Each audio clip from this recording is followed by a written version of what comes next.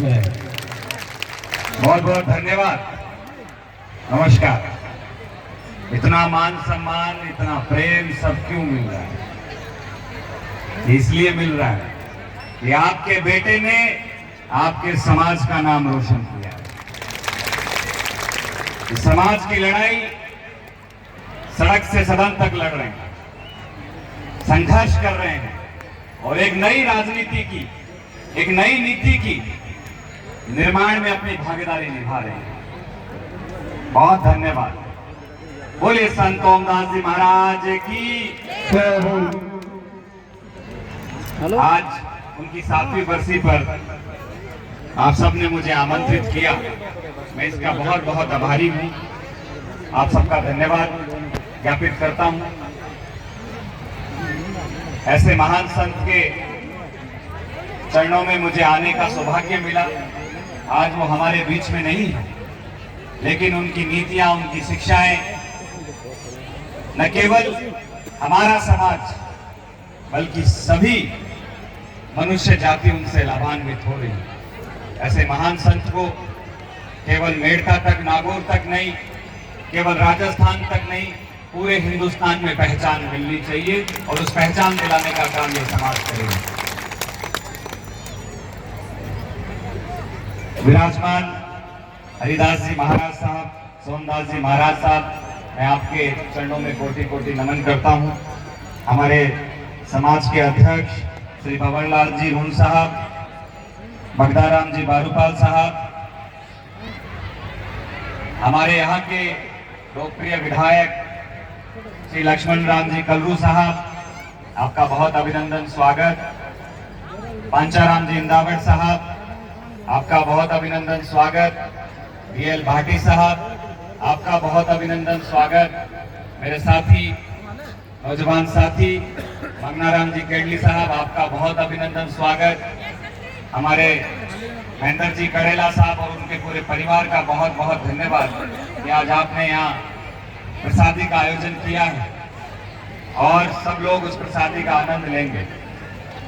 मंचासीन सभी संतों को मेरा प्रणाम, नमस्कार।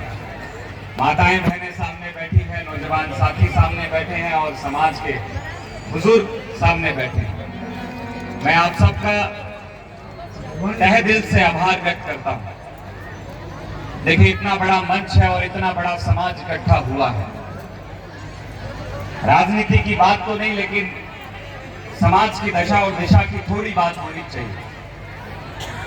मुझे बहुत लोग जानते हैं, क्योंकि मेरे आगे जो जाखड़ लगता है शायद उससे थोड़े लोग कंफ्यूज हो जाते हैं कि जाट है मेघवाड़। तो मैं आप सबको बताना चाहूंगा, मैं जयपुर का रहने वाला हूं और मैं मेघवाल समाज से आता हूं।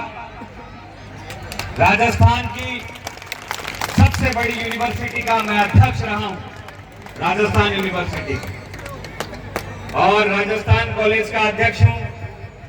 आज वर्तमान में मैं राजस्थान एनएसयूआई, जो कि कांग्रेस का छात्र संगठन है, मैं उसका पूरा प्रदेश का अध्यक्ष हूं।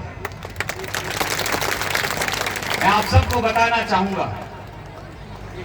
कि जितने भी मैंने नाम गिनाए, इन सारी संस्थाओं का खुले हुए 70 साल हो गए, पर इन सब के दरवाजे आपके आशीर्वाद से मैंने खोले 70 साल के। तो एक चीज समझ में आती है कि आज हमारा समाज कहीं कमजोर नहीं है, मजबूत है, समझदार हो रहा है, पढ़ लिख रहा है। बस थोड़ी सी अगर कहीं कमी है तो वो एक अच्छी दिशा की और एक अच्छे नेतृत्व की है। क्योंकि मैं ये मानता हूं, दिशा विहीन समाज एक पशु की तरह होता है, जिसको कभी इधर ले जाओ, कभी इधर ले जाओ। अगर समाज का कोई धनी नहीं होगा, समाज की कोई दिशा नहीं होगी, तो वो शायद अच्छी तरक्की नहीं कर पाएगा। मैं आज महामानव बाबा साहब अम्बेडकर को याद करना चाहूंगा कि जिनकी वजह से आज हम लोग इस पंडाल में बैठे हैं। उस महामानव ने संघर्ष किया, अपने बच्चों की आहुति दी और हमें स्वाभिमान से जीना सिखाया। मैं बाबा साहब अम्बेडकर का बहुत बड़ा अनुयायी हूं। और उनके विचारों पे चलने का प्रयास कर रहा हूं और बाबा साहब की शिक्षाओं को लेके समाज के अंदर ये पैगाम लेके उतरा हूं कि अंतिम सांस तक हम बाबा साहब के विचारों को जिंदा रखने का काम करें। हम लोग देख रहे हैं कि किस तरीके से बाबा साहब के विचारों को मारने का काम किया जा रहा है, उनके विचारों को तोड़ने का काम किया जा रहा है। पूरे हिंदुस्तान के अंदर एक ही विचार है, अंबेडकरवाद, जो हर वाद का परिचायक है, जो हर वाद को चुनौती देता है। अंबेडकरवाद क्या है? अंबेडकरवाद है नींबू, अगर दूध के ऊपर भी रख दोगे तो दूध फट जाएगा, दूध के अंदर डाल दोगे तो पता नहीं क्या हड़कंप मचा देगा। तो मैं नौजवान साथियों से कहना चाहूंगा कि बाबा साहब के विचारों को अपनाने की आवश्यकता है। महान कबीर संत हुए, बाबा साहब अंबेडकर उनके अनुयायी थे। कबीर साहब को वो बहुत सुनते थे, पढ़ते थे और उनके संघर्षों को देखते थे। महान संत ने उस दौर के अंदर जाति प्रथा का सबसे बड़ा विरोध किया।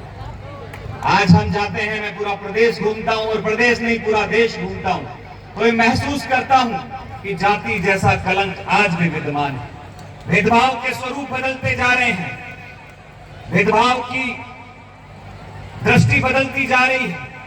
कहीं छुआछूत है लेकिन कहीं छुआछूत नहीं होती, लेकिन उनके साथ दूसरे भेदभाव होते हैं। जब आजादी के 70 साल के बाद भी ये देखते हैं कि एक पढ़ा लिखा नौजवान आईपीएस अफसर बन गया और घोड़ी पे बैठ के निकला, तो कुछ सामंतवादी लोगों ने उसको घोड़ी से उतारने का प्रयास किया और उस आईपीएस अधिकारी जो कि समाज को सिखाएगा, एक संदेश देगा, जब उस आईपीएस को पुलिस का प्रोटेक्शन साथ में लेके चलने की आवश्यकता पड़ रही है, तो आप सोचिए और विचार करिए आज भी हम लोग कहां खड़े हैं। इन सब की एक ही चाबी है, वो है सत्ता और राजनीति।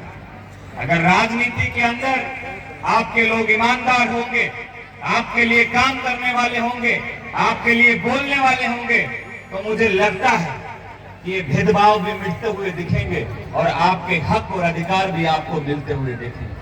लेकिन हम लोग आज जब विधानसभा और लोकसभा के अंदर जब अपने लोगों को सुनते हैं और ये महसूस करते हैं कि केवल सत्ता और पार्टियों की चापलूसी करने के अलावा हमारे नेताओं को कुछ नहीं आता।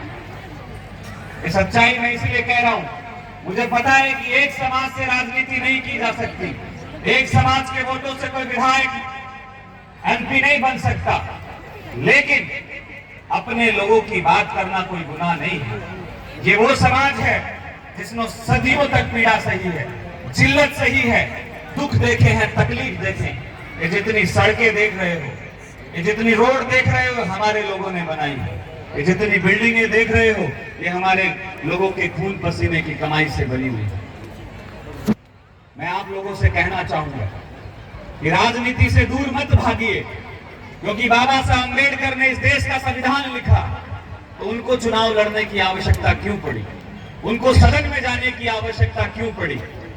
वो तो इतने महान व्यक्ति थे कि उन्होंने सारे नीति और निर्माण अपनी कलम से किए, लेकिन उनको भी सदन में जाने की आवश्यकता इसलिए पड़ी क्योंकि उनको पता था कि ये वो जगह है जहां से मेरे लोगों के उनकी मुक्ति के दरवाजे खुलेंगे। मैं आप लोगों से यही निवेदन करने आया हूं। संतों का समागम है, बहुत सारी बातें इस मंच पे हुई। अपने बच्चों को खूब पढ़ाओ लिखाओ, क्योंकि जमाना बदलता जा रहा है, जमाने के साथ बदलने की आवश्यकता है। माताएं यहां बैठी, मैं आप सबसे कहूंगा कि जितनी बेटियां पढ़ेंगी उतने घर सक्षम बनेंगे, बुद्धिजीवी बनेंगे। आज हम लोग देखते हैं कि गरीब के बच्चों के साथ क्या हो रहा है। आज ऐसी कोई कॉलेज और यूनिवर्सिटी नहीं है जिसके बाहर सूखा नशा नहीं बिकता हो। उसका कारण क्या है? क्योंकि सरकारें चाहती हैं कि आपके बच्चे पढ़ लिख नहीं जाएं। अगर वो पढ़ लिख गए तो कल रोजगार की मांग करेंगे, वो पढ़ लिख गए तो अपने हक और अधिकार की मांग करेंगे। गली गली में नुक्कड़ नुक्कड़ के अंदर हम लोग देखते हैं गरीबों के बच्चों को नशे की लत में फंसा दिया है, जो सुई लेके बैठे हैं और सुबह शाम केवल इस जुगाड़ में लगे रहते हैं कि किसका मोबाइल छीनना है, किसकी गाड़ी चोरी करनी है और किसका कोई सामान उठाना है। और ये सबसे ज्यादा किन लोगों के साथ हो रहा है? जो लोग गरीब हैं, किसान हैं, मजदूर हैं, उनके बच्चों के साथ में हो रहा है। मैं नशे के खिलाफ एक बहुत बड़ी मुहिम लेके चल रहा हूँ। पूरे प्रदेश के अंदर मैं सरकार को जो है ये चेतावनी देते हुए काम कर रहा हूँ कि हम लोगों को अगर आज न्याय नहीं मिला, हमारे बच्चों को अगर इसी तरीके से इस नशे की लत में फंसाते आप चले गए, तो आने वाला समय बड़ा चिंताजनक है। क्यों? क्योंकि आपका बेटा बेरोजगार रहेगा तो चलेगा, आपका बेटा कम कमाएगा तो भी चलेगा, लेकिन अगर बेटा नशे की लत में फंस गया, और नशा भी कौन सा है? सूखा नशा, ड्रग्स।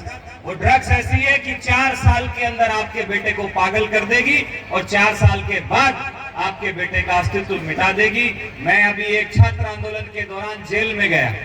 मैं आपके बच्चों के हक और अधिकार की लड़ाई कॉलेज यूनिवर्सिटी में लड़ रहा था। मुझे सरकार ने जेल में डाल दिया, 18 दिन जेल में रहा।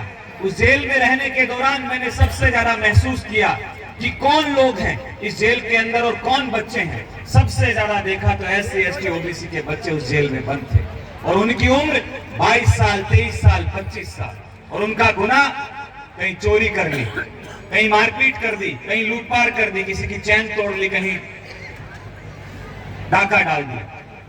साथियों, ऐसे ही परिपाटी नहीं चल रही है इस देश के अंदर। बाकी राजनीति तो आप समझ ही रहे हैं। मुझे खुशी होती है कि आज हमारा समाज इतना जागरूक हो गया है कि आज वो उंगली दिखा के अपनी बात करना सीख गया है, और ये आवश्यकता है। इस समाज को मजबूत बनने की आवश्यकता है। आपकी बहुत बड़ी तादाद है, आप कम नहीं हो, और राजनीति में जितने शर होते हैं, जितने लोग होते हैं, जिनका बहुमत होता है, उनकी गिनती होती है। तो मैं यही सब कहूंगा आप लोगों को कि अच्छे लोगों को राजनीति में तैयार कीजिए, जो आपके लिए बोलना सीखे, आपके लिए लड़ सके, आपकी सदन में, सड़क पे आपकी आवाज उठा सके। क्योंकि ये मैं मानता हूं, मेरे जैसे व्यक्ति के ऊपर अगर कोई हाथ डालता है तो 10 बार सोचता है, क्योंकि विनोद जाखड़ की गिरबान में हाथ डालना इतना आसान नहीं है, क्योंकि उसके पीछे उसका पूरा समाज खड़ा है। और इस समाज की क्या ताकत है, ये मुझे समझ में आती है। मैं आज आप सबसे यही निवेदन करूंगा कि आप हम जैसे बच्चों को राजनीति में तैयार करिए। मैं आपको विश्वास दिलाता हूं, मैं ये हमेशा एक मंच पे बात कहता हूं कि अगर किसी नौजवान नेता को गुंडे माफिया तैयार करेंगे तो वो गुंडे माफियाओं के लिए काम करेगा। अगर किसी नौजवान नेता को व्यापारी तैयार करेंगे तो वो जीवन भर व्यापारियों के लिए काम करेगा। लेकिन अगर किसी नेता को समाज तैयार करेगा तो वो समाज के लिए काम करेगा। और हम जैसे नौजवानों को जो है इस समाज ने तैयार किया है, सब कुछ इस समाज ने दिया है। आज हम लोग प्रदेश के कोने कोने में जाते हैं, इतना मान सम्मान और लाड-गोड प्रेम मिलता है, तो हमें फिर ये महसूस होता है कि इस समाज को कभी धोखा नहीं देना।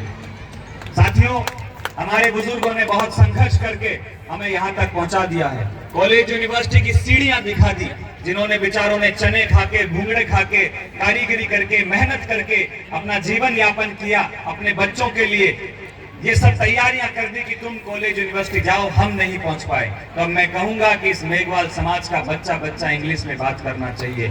आपको IAS बनने की आवश्यकता है, आपको IPS बनने की आवश्यकता है, और वो तमाम कुर्सियां जो ताकतवर है, जहां से सत्ता का संचालन होता है, ताकत का संचालन होता है, उन पे आपके बच्चों को विराजमान होने की आवश्यकता है। और आप फिर विश्वास देखिए कि जिस दिन आपके बच्चे मजबूत हो जाएंगे, आपके बच्चे आपके लिए लड़ने लग जाएंगे, तो मुझे लगता है कि हमारा समाज सही दिशा में चलेगा। मैं जयपुर में रहता हूं, आपको कभी भी मेरी कोई आवश्यकता हो, मैं आपके साथ हमेशा खड़ा हूं।